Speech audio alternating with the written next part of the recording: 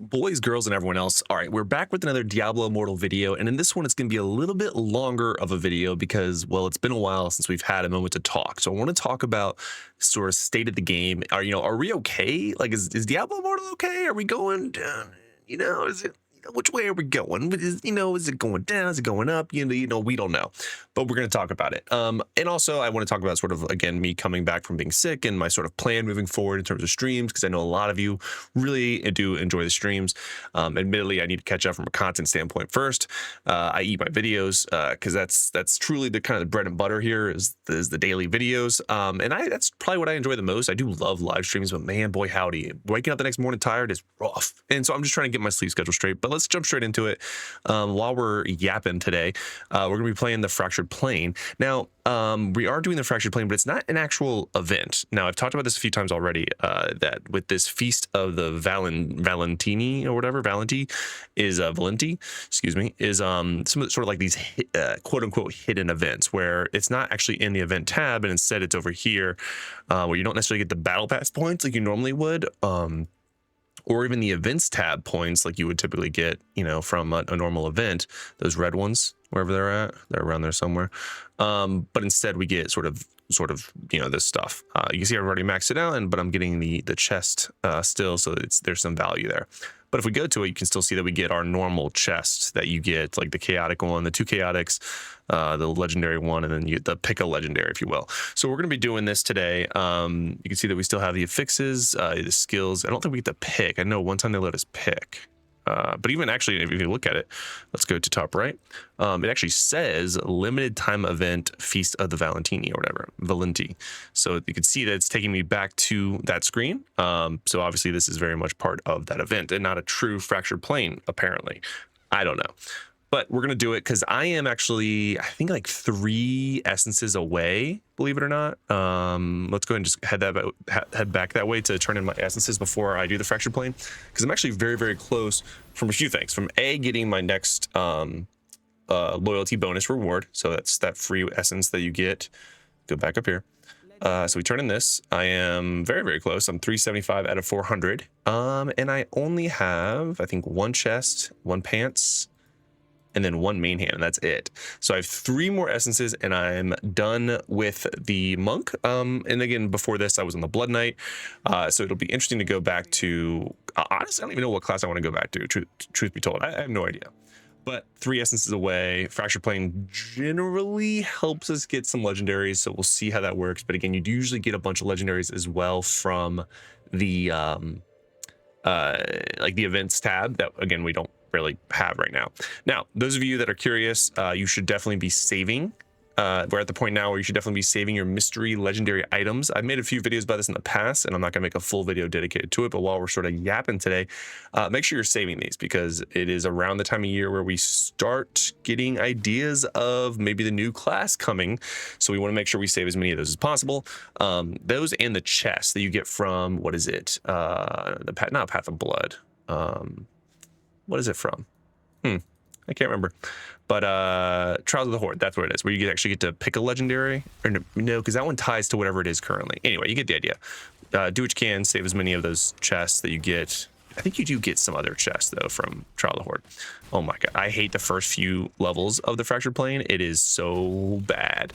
And it feels like you do no damage. And I'm a monk, which is not my favorite, so Inner Sanctuary now continually damage all enemies within it. Set a strike down, causes your primary attacks to conjure a spiritual ally.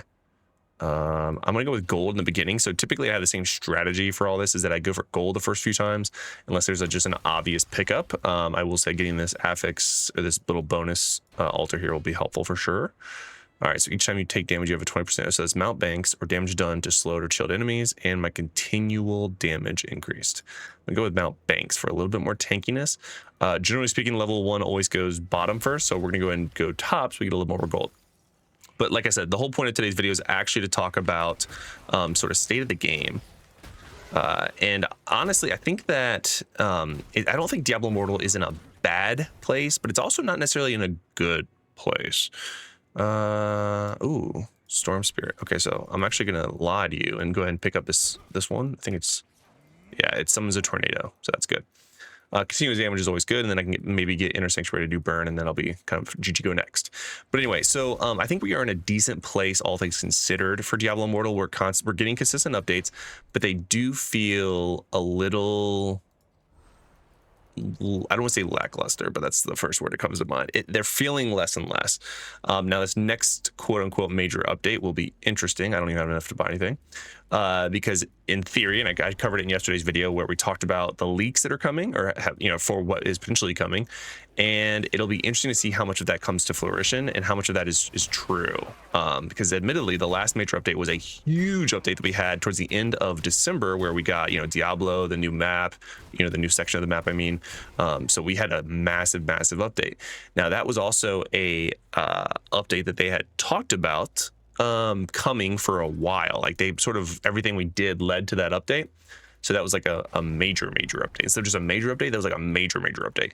So it'll be interesting to see what our next major update looks like after that, because my concern, full transparency, and this is me being a Diablo partner still, and just sort of talking my mind, mobile games especially, after they are released, typically, I don't want to say go into a maintenance phase, but some of them go into a maintenance phase. So I want to be cognizant of that. Let me get more gold. And just kind of be mindful of where we're at. I don't think we're at that maintenance phase yet where they're just sort of reusing the same things, but it does damage taken reduction. Ooh, movement speed's nice too, but we'll take the damage taken reduction. But it does feel like we're moving towards that within Diablo Immortal, where it's more of a, okay, we're starting to see the same events or same type of events over and over that you can sort of, predict what's happening next. Okay, now we're getting new legendary essences. Okay, now we're getting new legendary gems. Now there's a major update with some amount of newness in it. So I want to be cognizant of that, but it does feel like we're kind of getting closer and closer to a potential maintenance phase of the game. Now, the real question is, once a game is in a maintenance phase where they have minimized the cost that goes into developing new things, and they are reutilizing content, which again is not a bad thing. None of this is a bad thing. This is just a more matter-of-fact conversation in the mobile game scene as to what happens. It'll be, oh my god, I'm taking so much damage. This is awful. I got to do some primary attacks. The main question there is, once you get into the maintenance phase of a game, do you still enjoy the game, right? And because that's where, if you start losing players during the maintenance phase who have been here for a long time, then that's when the game is sort of in trouble, because if you're not going to be getting as many new players, which is in theory what's going to happen, are we still getting enough returning and consistent players to validate the longevity of the game? And that's the question. I don't know, dude. I'm getting my butt kicked here. This is booty cheeks. I feel like I am just tickling this brow. Oh, this is rough. This is gonna take forever. Thank God I'm not racing somebody. Usually I do this a race with like another content creator, but oh my god, I'd be getting my butt kicked right now. I'm like not even a quarter of the way done, and he is probably gonna kill me. I have made a mistake somewhere in my builds.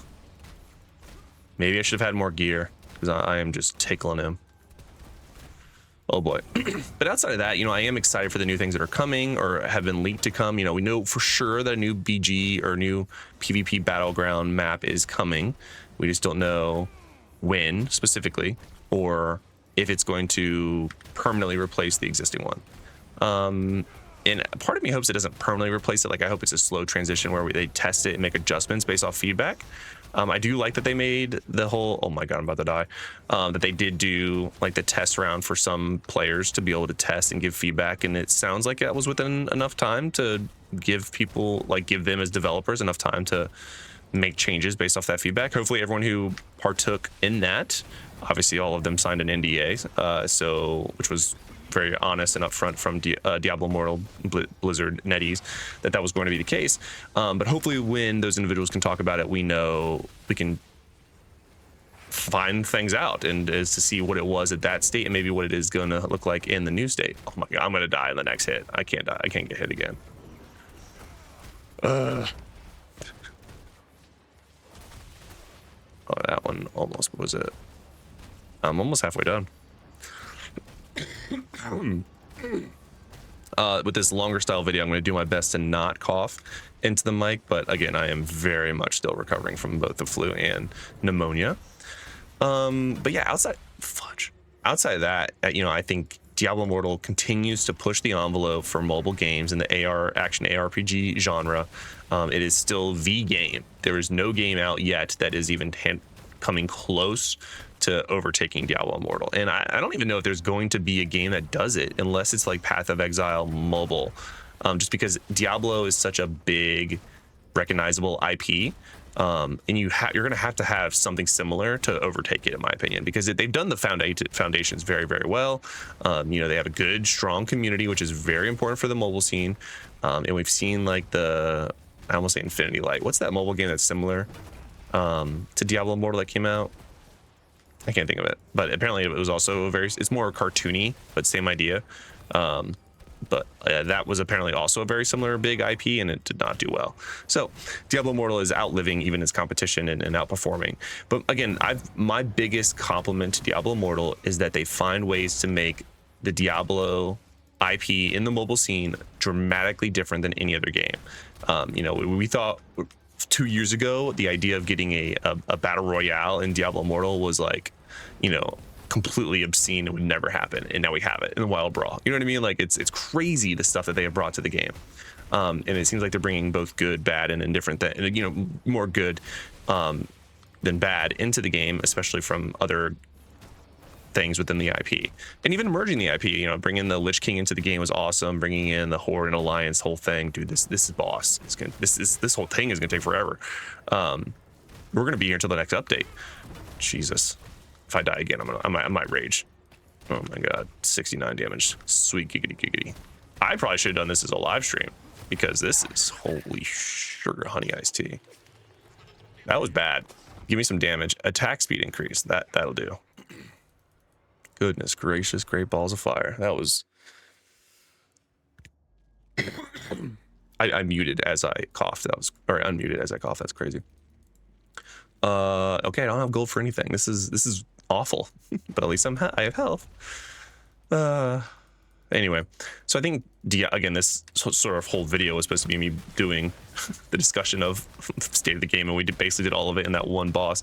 This is going to take forever. I'm not going to bore you guys with this entire video. I'm on level 4, and this has been a 12-minute video already. This is going to take me an hour to finish this. This is crazy. But anyway, so I think overall state of the game that we are in a good spot. I am concerned with potentially going towards, why is my damage shit? That sort of state of maintenance and what that could look like for Diablo Immortal, and it could sneak up on us kind of quicker than we had anticipated, or maybe even people even know about. But yeah, I'm gonna end the video here, because if I were to keep you guys through all 12 levels or whatever, you guys would literally go crazy. This is wild.